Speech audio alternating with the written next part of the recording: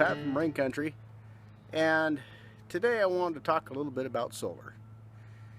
I've had a lot of inquiries about our solar setup here at Rain Country, and so I wanted to take you on a little quick tour. This is not a tutorial. I'll give you a little information, and at some point maybe I'll go into the finer details of what we have here, and maybe explain a little bit of the theory as I understand it. But I've had a lot of folks ask questions about our solar and what we have here because they're interested in pursuing solar themselves. So behind me you see several solar panels. I have 28 solar panels up here that you can see. The ones with the lighter framework on the outside are 180 watt solar panels. Darker frame solar panels that you see in the background are 190 watt solar panels. I have 28 solar panels total, which makes 14 arrays. So in series, I have two solar panels like behind me here. You can see this solar panel here and this solar panel here is hooked in series. Those are two 24 volt panels hooked in series to give me one 48 volt array. So if you look down the line, and the next two, get my fingers pointed right here, the next two solar panels are 190 watt panels. Those are hooked in series, so that gives me, whenever you hook two panels in series, you have an added wattage, so it's 180 plus 180, but the current stays the same, but the voltage also increases. The voltage increases to 48 volts. So coming off the roof, I've got I think 5280 watts coming off there, 5280 watts I believe it is, coming off of the roof, all in a 48 volt configuration. Some people hook their solar systems up in a grid tied situation. This is completely off grid. We're also hooked to the utility, but it's a completely independent of our solar system here. Alright guys, now we're into what I call the utility room for our solar setup, and actually we harvest rainwater as well. I'll go here and close the door, turn on the light, which is all powered by solar. The power comes in off the roof and runs through these conduits. And each one of those arrays I was just telling you about, again, one array is two 24 volt panels hooked in series to make 48 volts. And so each one of those 14 arrays are hooked to a DIN rail DC breaker. So bear in mind, this is all DC. I don't know how much you guys know about solar. We have it's all DC coming into the building here, and each one of these is breakered. Have 14 arrays, 14 breakers, and as you can see, I have a couple of breakers thrown here. We're getting full sun today, and so right now we're bringing in 830 watts. Let's see. I'll go ahead and throw these back on to kind of see what kind of power we're producing with all of the breakers up right now. Bear in mind, when they rate solar, it's like you got 190 watts solar panel, that's at full sun, right? So right now I have all the breakers in the on position. Through each of these breakers, I'm feeding into the charge controller. So the charge controller is over here. Right now we're bringing in 1270 watts and 21 amps, 22 amps of current, and the battery bank is charged to 58.2 volts. Coming in off the roof, we have each one of those arrays has a set of number 10 cables.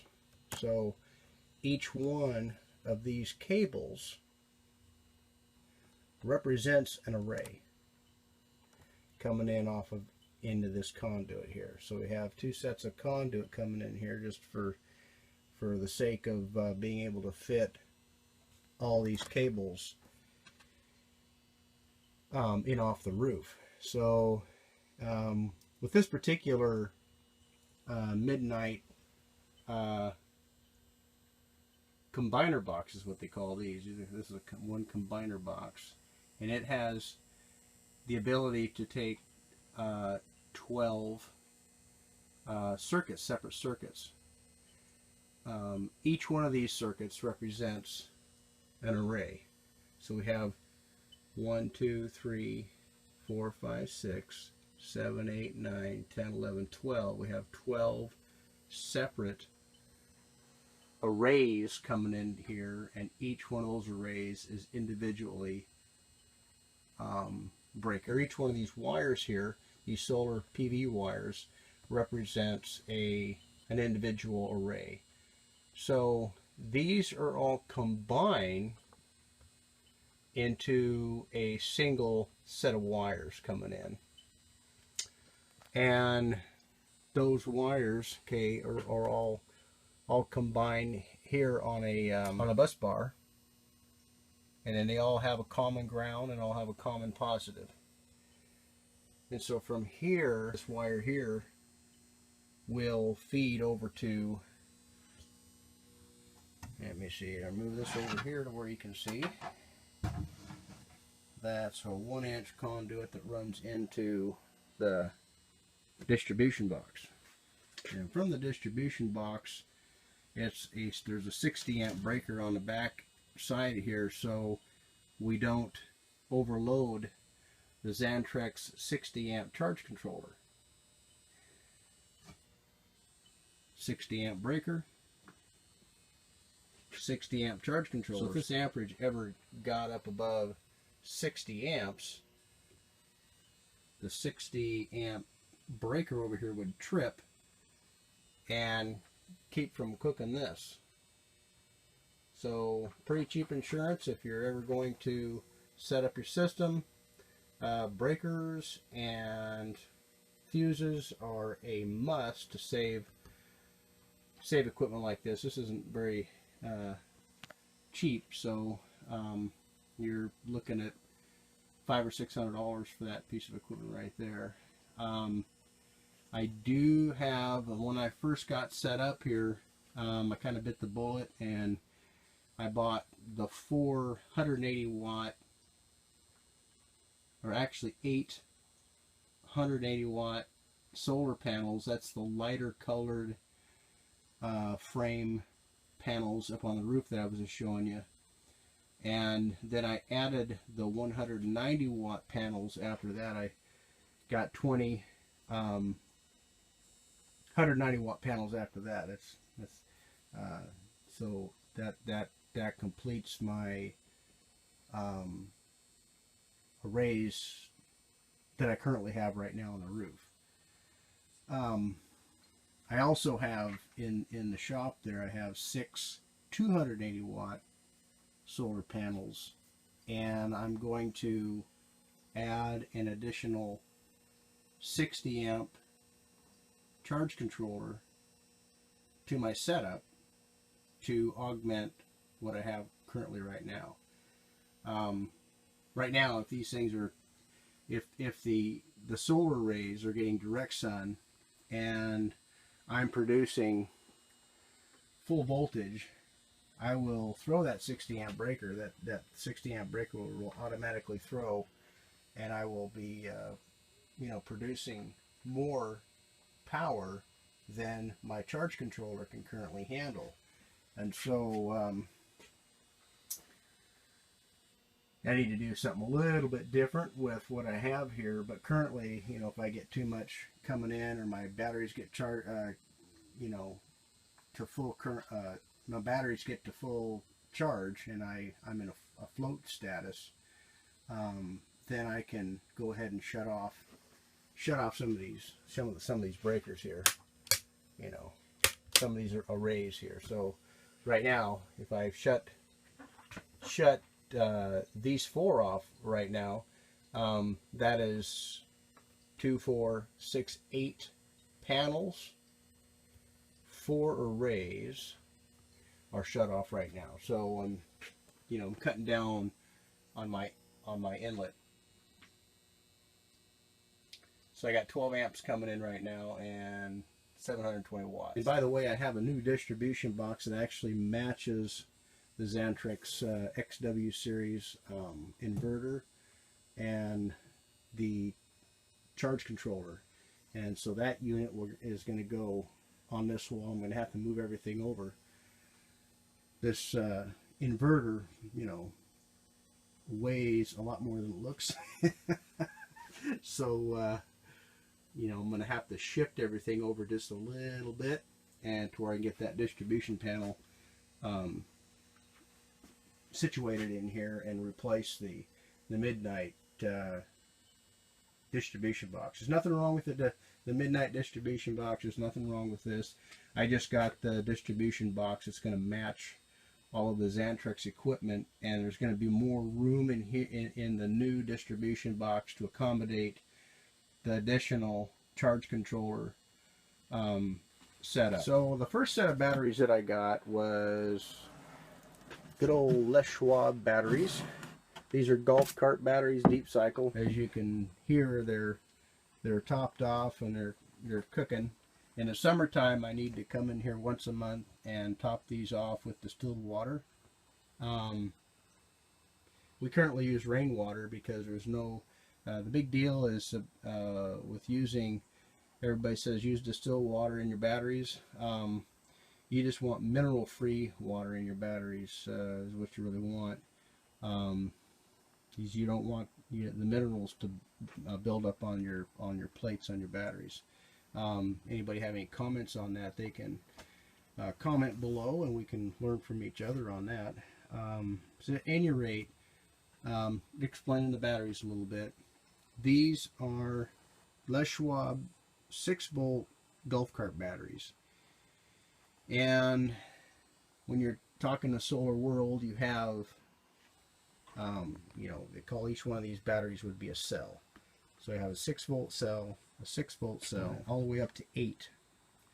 So because I'm running a 48-volt system, and I could explain the different systems, you got it's 12, 24, 48, and I believe 60 volt systems. And the reason why I went with the 48 volt system is that you can reduce your wire size coming in. Although I didn't, I went oversized on all my stuff, on all my wire coming in, so there'll never be a worry about something overheating as far as the wire is concerned. I went overkill on all my wire. I got 10 gauge wire coming in. Whenever you have voltage in series, you add the voltage together to get the total voltage. So 6 times 8 is 48 volts. So we got a battery bank of 8 batteries, 6 volts each, gives me a battery bank of 48 volts. So I have 2 banks, 16 batteries total, 8 batteries per bank, and so I have 2 banks of 48 volt batteries. Now this is the first setup that I had, and then later on we purchased some more batteries. And so we have the same down here as we have up above, except for these are the Trojan T145 T2. 6-volt batteries, and so I have 2 banks. Again, I have 8 6-volt batteries in series to make one bank, and then I have another one back there, the same as this one. So I have total of 4 banks of 48, and those are all hooked in parallel to go back to the inverter. So from the batteries you have a DC voltage. You have 48 volt DC, and that goes to the charge inverter, and that converts. The whole purpose of this guy is to convert the voltage from DC to AC and give you the household current that you need. That will go to, it comes out of here. Now it's AC voltage. It's AC going to the sub panel over here. The sub panel have a 100 amp breaker, and everything else sub feeds out of this room to circuits around the property. I have a circuit in here that controls, some AC circuitry in here. I have a couple of plugs here. I have some plug-ins right here, and the main crux of what I do in here is I charge 18 volt batteries and my little 12 volt battery for my drills that I'm using around here all the time. Controls the little DC pump here I have, or little pump here I have for running our RO system, which is actually not, I don't have that running at this point. This is a transformer that transforms the AC voltage back down to a DC voltage to run this little pump here that runs the little RO system. Now we're not operating that right now, but it's ready to go whenever we want to run it.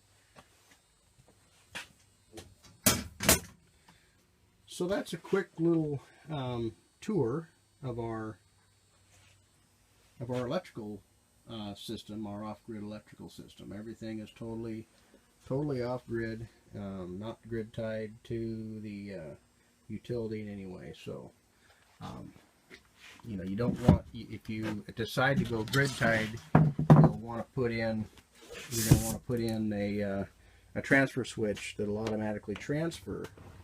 If you have a power outage, you're going to want to have that automatically transfer from the commercial power to the your backup generation. With this particular XW series hybrid inverter, I can hook solar, I can hook hydroelectric, I can hook a generator up to this, so I can have a hybrid system that will make use of more than just one power source. So some will just have a solar, but I can hook this to hydroelectric, solar, or wind, and or gas generation, be it just regular gas generator, propane, or diesel. So that's the beauty of having a hybrid system.